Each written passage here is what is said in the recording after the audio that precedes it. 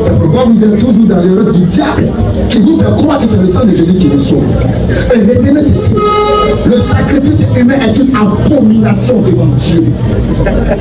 Une abomination devant Dieu. Et nous allons vous démontrer maintenant que Jésus ne pouvait pas mourir, malgré que c'était ça qui était prévu dans la ligne de sa destinée, selon Marc chapitre 12, verset 6 à 9. Écoutez bien, parce qu'on va monter à notre niveau rapidement.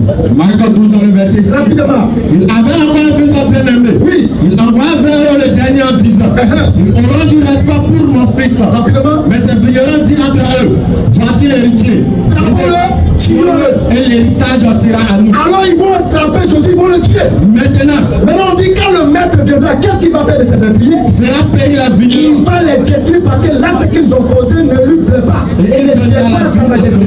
Maintenant, Matthieu chapitre 26, verset 39. Écoutez ici. Alors fait quelques pas en avant. La prière du juif. Vas-y, la prière. Oui. Alors fait quelques pas en avant. Oui. Il s'est jeté sur sa face.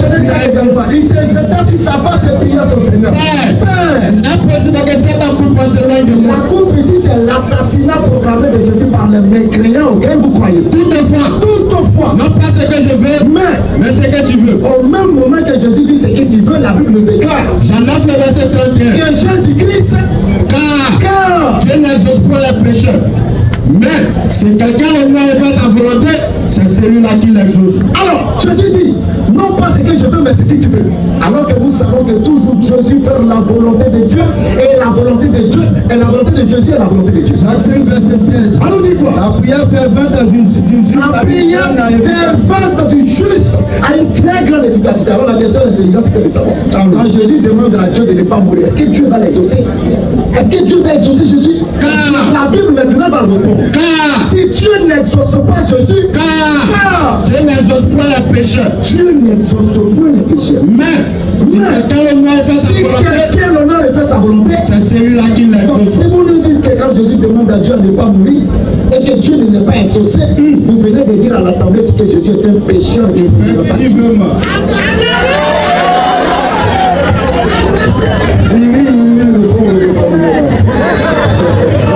Alors que tout ce que nous disons, il ne pourra même pas enlever une virgule dessus. Regardez, je termine par cette question. Frère, est-ce que Jésus-Christ a été exaucé quand il demande à Dieu de ne pas mourir? La question est posée. Rapidement, le correcteur est encore de retour pour corriger nos frères qui ne connaissent vraiment rien de la Bible. Parce qu'il me dit encore un verset. Arrêtez de vouloir placer Jésus sur un piédestal que vous ne maîtrisez pas.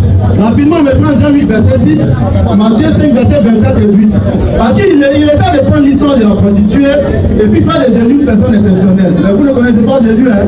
Jean 8, dans le verset 6. Vous allez vu le verset Jésus. Alors, rapidement, les scribes et les pharisiens amenaient une femme surprise en adultère. Maintenant, pourquoi ils envoient cette femme-là?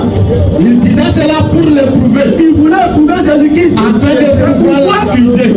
Afin de pouvoir l'accuser. C'est pourquoi un malin ennemi. Jésus-Christ était le malin ennemi. En leur disant celui qui n'a jamais péché lance la pierre. Sinon, Jésus-Christ est plus dur que tous ces prophètes qui sont passés avant lui. Mais pour Matthieu 5, vous avez appris. Jésus-Christ, vous avez entendu qu'il a été dit. On vous a dit, tu ne commettras point d'adultère. On va commettre l'adultère. Mais comment serait-il que Jésus-Christ, on va créer qu'il a commis l'adultère, puis il va laisser partir. Vous ne connaissez pas la Bible. Continue encore. Mais moi je vous dis, il dit que qui a dit regarde en femme. Maintenant lui il dit, celui-même qui regarde simplement une femme pour la convoiter, il convoite la femme simplement dans sa tête, dans sa machination. A déjà commis l'adultère dans son cœur. Il a bien fait adultère dans son cœur. Et Moïse qui dit, il faut l'attraper au frère de lui avant la lapider. Avant la lapider. Et puis Jésus qui dit, si tu convoites dans ta tête, tu as bien commis l'adultère. Et puis lis la vie. On va lire un seul verset, continue rapidement. Si ton œil droit, Jésus-Christ dit, si ton œil droit, écoute-toi une occasion de chute, arrache-le et jette-le. C'est ton œil. Il va attraper quelqu'un qui a commis l'adultère, puis il va laisser. Car ils l'ont dit simplement pour l'éprouver afin de l'accuser. Revenons sur le verset de là, parce qu'il faut qu'elle se calme. Rapidement, Corinthiens 14.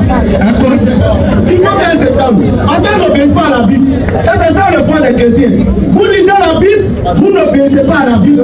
Vous disiez croyant de la Bible. Attends, mais nous n'obéissons pas à Dieu. Maintenant, nous n'obéissons pas à ce que vous faites.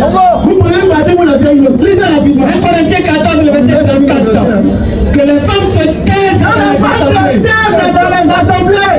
Car il ne leur est pas permis d'une ne vous ai pas permis d'y parler, mon frère. Mais quelle sauce